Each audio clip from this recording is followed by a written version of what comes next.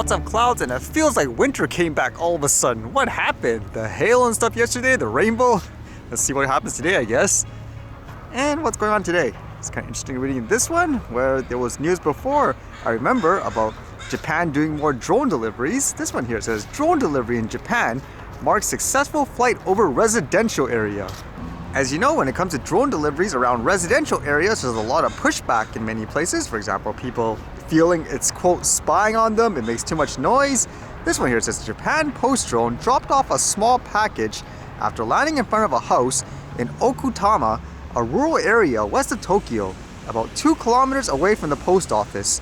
The drone made the trip in about 5 minutes, much quicker than the 15-minute it takes by truck. Several companies have been conducting drone delivery tests centered on remote islands and mountainous areas. Friday's test by Japan Post was considered a milestone because it was the first level 4 flight, considered the most difficult level in which the drone is operated beyond the visual line of sight over residential and urban areas.